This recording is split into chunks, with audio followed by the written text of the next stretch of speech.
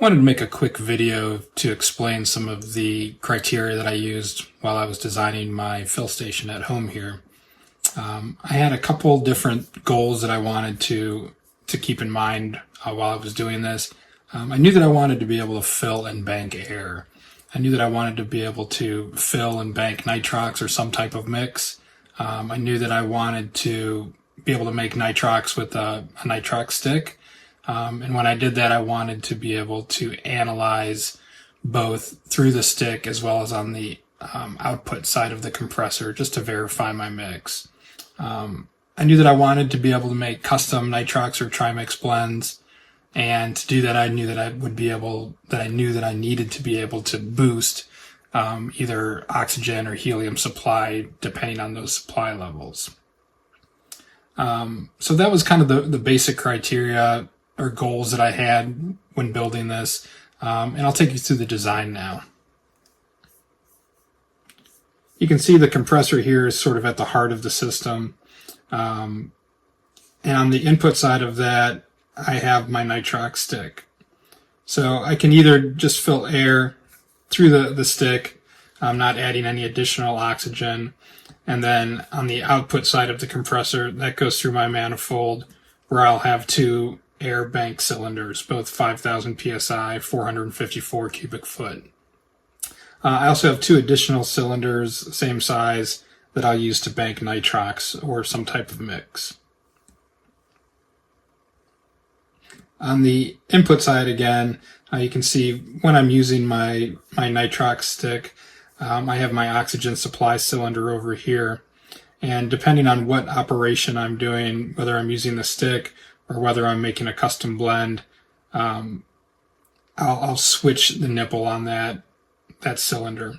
The way that I see it, I won't be doing both all the time. And depending on the supply pressure of that cylinder, that'll kind of dictate what I'm able to do. When I'm using the stick, I don't need high pressure oxygen since everything's done at ambient, just sort of trickling out of there. But when I'm boosting or filling, making a trimix blend, I'll need higher pressure. In reality, probably down the road, I'll just end up getting a second oxygen cylinder so that I can keep both hooked up all the time. And then depending on the pressure of that cylinder, using it for one operation or the other. When I'm using the stick, I'll be able to fine tune my flow using this flow meter. I'll also be able to analyze both through the stick and then as well as analyze through the system after the compressor just to verify everything is working properly and keeping the same mix. When I'm making a custom mix of a trimix or a nitrox, I have both my helium and oxygen supply set up to go into the manifold. You can see right now I have the oxygen flowing through the booster. Using quick disconnects, I'll be able to change that to either boost oxygen or helium, depending on what that supply pressure is. Also using the booster, I'll need to be able to have drive air to drive the booster. And I basically have that tapped off of one of my air banks. You can see I have that regulated down to supply pressure that's suitable for that booster. Other than that, on the output side of the manifold, in other words, the fill whip, I have a couple different attachments depending on what I'm trying to do. My basic fill whip just has a line valve with a digital pressure gauge. I also have another pressure gauge on the manifold. The digital pressure gauge just be a little bit more exact if I'm doing any type of blending or just to know exactly what's going on. I also have a splitter for when I'm filling my friend's side mount tanks, just so I can make sure that both tanks are the same mix. This also helps me when I'm filling, a number of tanks, just being able to put two tanks on the system at the same time. I have an O2 fill adapter, so this is for my emergency oxygen setup.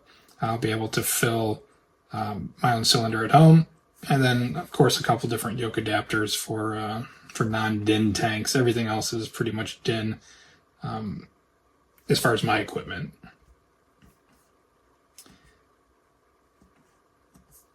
Aside from that, I do have another fitting that I'm using to reclaim mix. So, for instance, if I had my doubles full of a trimix, I didn't use all of that mix. I wanted to be able to reclaim that mix into my banks or another tank. Have a fitting that I'll be able to put that on those tanks through the booster and reclaim that mix or that gas out of those cylinders. That's pretty much it. There's a number of fittings, elbows, tees, all of that good stuff to make all of this happen, as well as turnarounds or male to males, female to females, all of that.